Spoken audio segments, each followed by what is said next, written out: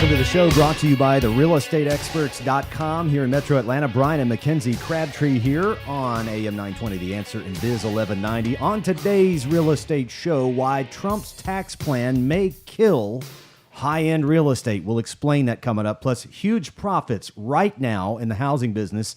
Why aren't more people selling? Is this 2006 all over again? And more real estate scams. So, Mackenzie, you attended the NRBA conference, which is the National REO Brokers Association. Of America. And for the people that don't understand what REO brokers are, you folks in that organization, it's an elite organization of, what is it, 1,000 members? We've got about 1,000. You know, back in 2004 when bank-owned properties started coming on the market, I was one of the listing brokers, and it's an organization that was formed because there's no one really to ask about, situations in bank-owned homes. A lot of brokers don't even understand it themselves. So, so I've been with that group, for a while now, a little over 14 years. And they've just been right on as far as what is going on in the market. So it's always been so much more. We have a fearless leader who, again, has been doing this since like the 80s. And he calls it. He's just every single year. I mean, have you ever thought that he's ever been wrong about anything? No, he's generally not. He's kind of a guy like me. He reads a lot about the industry. He's participated, got such insight, participated in the industry at a lot of different levels. And so when he says something, generally, it's not because he's smarter than everybody else. He's just more informed. He knows all the players. I mean, he's talking to them directly. Yeah, so. and that's sort of what I've always done. When you're, for him, it's about running an organization. For me, it's always been the media that's really given both my clients and me the edge, because I'm always studying to prepare. You can't just come on the air and start talking. You have to do a lot of reading, usually hours of reading just to do one show. So the process of doing the show, even if we get no business off of it, is sometimes of value to every single person we touch, because we're able to apply what's really coming and what's happening to the situation of right now. That's what this guy does at the NRBA. And so let's, from that perspective of great... You want me to regurgitate what he said, basically? Yeah, a basic overview of what the market's going to be doing, because what he said was chilling, because it's what you and I have been talking about in a loose fashion privately. It was interesting because it really did confirm a lot of the things we had talked about. So basically, how real estate has changed dramatically has been online. And we've seen that over the course of the past 10 years as the internet, Zillow, Trulia, some of these knock home places come to be. So there's going to be a disruption, a technical disruption like we've never seen before. So the ways of doing it old school, even though sometimes I really prefer just to meet with somebody and talk to them and kind of get their emotions about what they're doing and where they're going and what their expectations and dreams are. I feel like there's no lack of communication when you do that. To ensure success, that's the only way. Sure. So, and now we're kind of being, pushed aside where it's just nobody has time. I asked a guy today, I was laughing. I said, do you want to meet next week? And he goes, there's just not a good time. I said, what is the worst time for you? Let's do it then. Right? Because, what is he going to say? So technically, technical videos, people are going to find their properties online where before it was like 80 to 85%. Now it's like 99%. Maybe you'll have your grandma who just does not want to fool with it, who wants to talk to somebody and have realtors actually hand them properties. Maybe that's the case. Well, I saw that coming, when we were dealing with so many short sales and foreclosures between 2009 and 13. I probably touched and closed 400 or 500 files for clients, and You sat at every kitchen table, though. No, I didn't. Well, I sat at every kitchen table that I was invited to. Maybe you sat in the living room, but you sat in the house. No, my point was the opposite of that. Really? Actually, you may not know this then. 1/3 of the people that I did business with between 2009 and 2013, I never met with and never stepped foot in the house. So you just emailed. I have sellers like that all the time. I have corporate sellers. I have a great seller in California. We FaceTime all the time. I never stepped foot in the house. Now, someone on my behalf went in the house and did what I told them to do, took 50 or 100 photos, took a video, all of that. So I was able to tour the house sort of digitally. But the point being is that trying to get a home exposed to every potential possible buyer to create a bidding war, to drive up the price, to get your seller the most money, is not about hugging the curtains in person. You do need that intimate relationship in a business stance between the agent me or you, and the client selling the home seller, and you need to have a good rapport.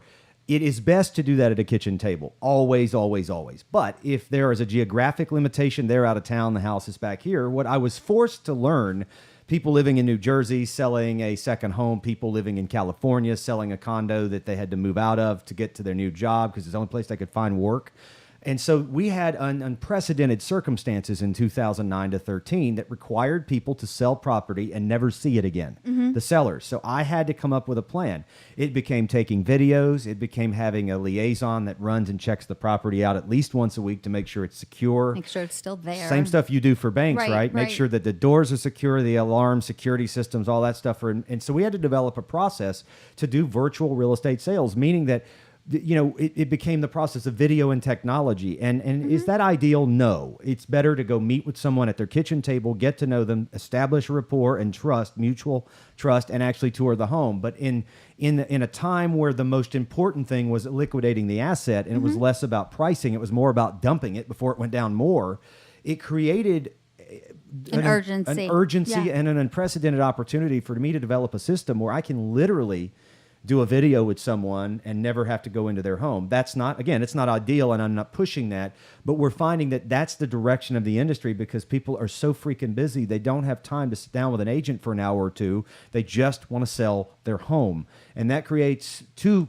things. It creates a scenario of opportunity to develop things to accomplish the traditional goal in a new age digital fashion, but then it also opens the door, and we're going to talk about this in the next segment, for some scams that are out there that really take advantage of people's goodwill and equity. Exactly. The trust factor. I always feel like, even if I can get them on the phone, a lot of the times, I don't think I've ever had a buyer or a seller that I've only talked to on text before I've met. I don't think that that's ever happened, but that's just where it's heading right now. People just don't have time. So that's one. Second thing is, they divided it up by market because, California, New Jersey, Florida, completely different from where we are. So Atlanta area, surrounding areas, ITP, OTP, we are going to see different markets in different zip codes, meaning it can be a seller's market in Buckhead for anything under $300,000. You put it on the market. Does that still exist? That's existing today. Yeah, barely. Okay, you put it on the market and you're getting multiple offers. That's a condo, obviously. Right. I see what you're saying. Many offers. I thought you meant does multiple offers still exist. I'm like, I don't know where you've been. But yes. Really, but no, condos. I think under $500,000 in Buckhead. Okay, so you're 1 bedroom, 2 bedroom. Okay, so you're going to have to prepare that buyer, that $300,000 buyer. Listen, don't go looking at these $300,000 properties. Look at the 275s and know you're going to be putting 25 extra on there to get it. Yeah. Okay, and that's not quite the case yet. People go, is that already happening? To some extent, it is. But we're talking I've lost too, and I have never lost before in my life. We're talking 6 to 12 months from now as things continue, and we're talking about a capacity economy. 3.9% unemployment, best numbers in over 2 decades. This is no longer a recovery, okay? This is an expansion that we're in right now. And because of that expansion, you're describing the under $500,000 scenario, which it's not even under 5. It's really under 4. It's 3 to 4 and under. Depending on where you are. If you're out and coming, it's under 3. If you have a $300,000 listing, please call me this second. We will negotiate. Like, you don't know, because I want to put it on the market. I want to sell it in 2 days. The problem comes with a bidding war that drives up the price, which you will not get, by the way, as a for sale by owner or with Johnny Gomes, the new guy who just got his license and has all the fee, spot buy, whatever, does not work. So you will not see it in that case. So you can't get out of that one. Second thing, you won't see multiple offers and driving up the price 5%. You might save 2% commission, but you'll leave 3 to 5%, maybe up to 8% on the table. Yeah, exactly. Yeah. Second thing is the high end homes. Let's say over $1 million. And it's funny because let's say in the Buckhead area, the Brookhaven area, some areas of Roswell. Well, Buckhead it would be over $1 million, but in Brookhaven it's 700s plus would be high end. So technically at this time, as we start to go through this summer, our buying season ends at like right around when school starts, okay? That's what everybody perceives, whether they have children or not, whether their contract works, they're single parents, whatever. So at the end of this buying season, we're going to start to see a slowdown. People are not necessarily getting a lot of the tax write-offs that they did before.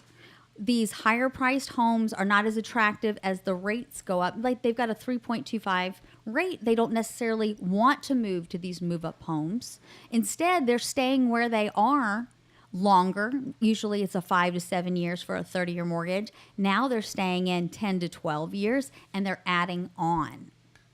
Yeah, so what you're describing is you're going to have this is going to be kind of unprecedented in housing. We're going to have two different markets. You're going to have the high-end market sucking wind, and you're going to have the middle end, lower end market is going to be on fire like a boom, maybe beyond what we saw in 05 and 06. And the main reason for that, to take it one step further from what you got at the conference, Mackenzie, is that we don't have any real new construction south of 500 grand because we have a labor shortage, and we may actually have negative native population growth for the first time in American history coming up over the next decade, which means whether there's a wall or not, it's a perceived wall. Yeah, it really is. So we're going to get into that, the tax plan, the scams that are developing in the technology space in real estate because of all of this. We'll get to that next. I first want to tell you about Bright Path Mortgage, our mortgage partner at myatlantahomelistings.com. You can apply for a mortgage right there in the affiliates tab, or scroll down the bottom of the page. Bright Path's link there. Great loan officer Kevin Gleason. Whether you're buying a new home, there's a lot changed.